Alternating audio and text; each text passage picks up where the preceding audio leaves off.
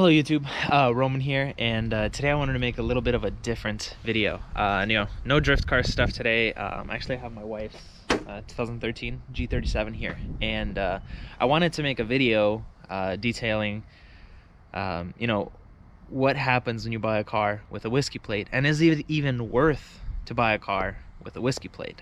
So essentially a video that I wish was out there before I bought one, because I looked and I couldn't find anything that helped a buyer of a car with a whiskey plate, and I see these cars all the time, so I know people are selling them. So here we go. Okay, so little backstory. What is a whiskey plate? A whiskey plate means that you've had 2 DWIs, if I'm not mistaken, and instead of impounding your car, or I think they take away your license, you get a whiskey plate, which restricts your travels. And a common misconception is that cops can pull you over for any reason just to check up on you. That's actually no longer the case, but you do, you get their attention, and if they drive behind you long enough, they're gonna find a reason to pull you over.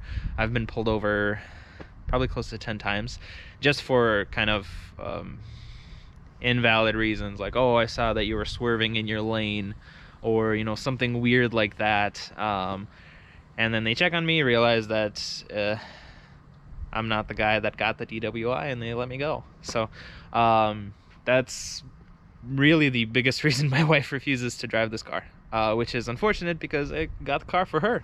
So anyway, what happens when you buy a car that has whiskey plates on it? First of all, this is what they look like. All right, so unfortunately, the whiskey plate stays with the car. It doesn't stay with the person that got the that earned the plate. I guess the official name for them, I think, are like impound plates or something like that, but they stay with the car and not with the guy that got them, which is really odd, because if they're selling this car, obviously they're going to buy another one right after, but it is what it is. Anyway, and it's not an easy process to get rid of this whiskey plate. Essentially, you have to go to the DMV, and first of all, you need to pay market value for the car. So if you're buying a newer car and it has some dings or something, you're not going to be able to lowball. You're paying market value. If you go to the DMV, tell them what you paid, they're not going to transfer the title for you. They require that you pay market value for obvious reasons. They don't want the person to be dumping the car and getting another car and not having to register it the same way. So you need to pay market value for the car, and then you go to the DMV and you have to fill out some paperwork. I'm going to include that here, right here. There's 2 forms, if I'm not mistaken, and these 2 forms are for the investigation that's going to be conducted by the state. Essentially, they just want to know that you're not related, you're not friends, you're not neighbors, there's no relation between you two, so it doesn't look like they're trying to clean the registration of this car. That's the reason they need all this information. And unfortunately, when I went, the person that was doing it, the person that was explaining it to me, had no idea what they're doing. So it took me, honestly, 6 or 7 tries before it even went anywhere.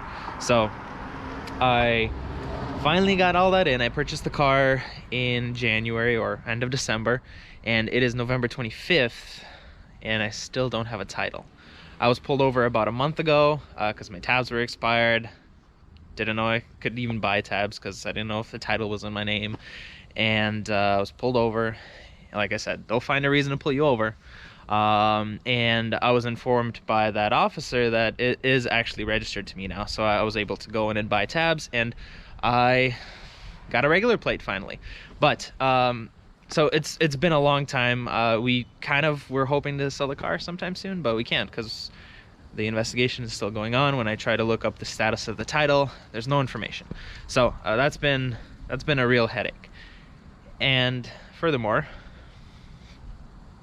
I'm blanking out. So with all of that being said, is it even worth to buy a car that has a whiskey plate? Well, you have to ask yourself some questions.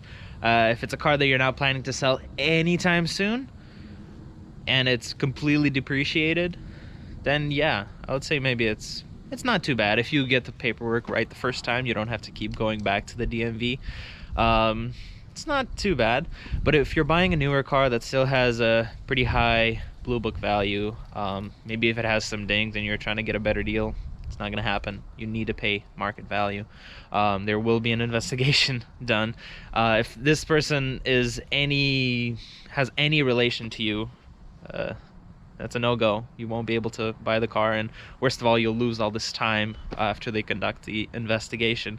So overall, I don't think it's worth to buy a car with a whiskey plate, especially if it's newer. I don't want to ever go through this headache again. If I ever see another car like this for sale, I'm going to run from it.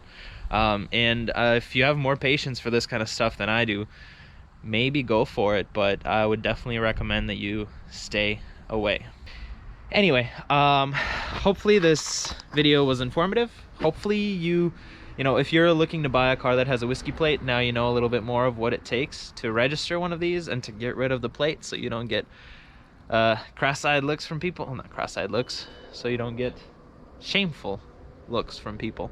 You know, hopefully this will help you in the decision to buy or not to buy. So thank you for watching. It's Roman. If you want more, subscribe for more. Bye.